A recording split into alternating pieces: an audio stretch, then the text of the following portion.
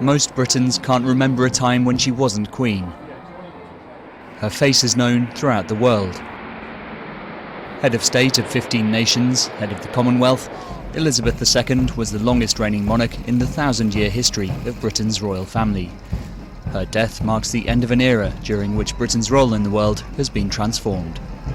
She's the longest serving, the longest reigning, the oldest monarch in history. She's somebody, I think, that will leave a legacy that will go on for many, many years.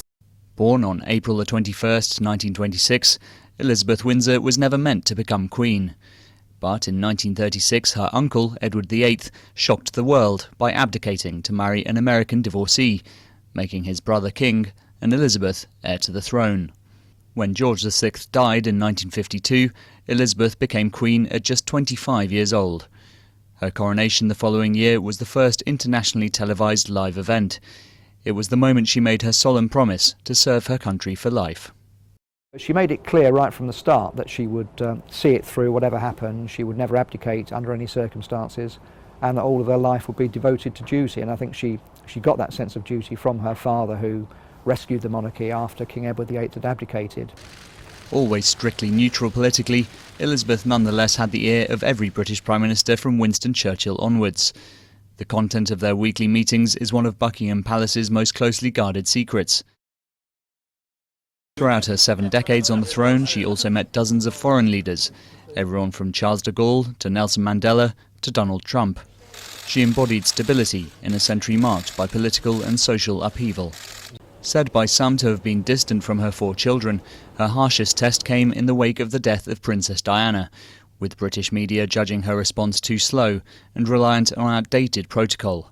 More recently, scandal surrounded her son Prince Andrew, who reached an out-of-court settlement after being accused of sexual assault. And the royal family was accused of racism by Prince Harry and his wife Meghan, though they were quick to exclude the Queen herself from the charge. Throughout it all, she has remained a steadying figurehead at the top of the institution. I mean, the Queen throughout her reign has been, I think, very stoic. She has been very enduring because she's understood that.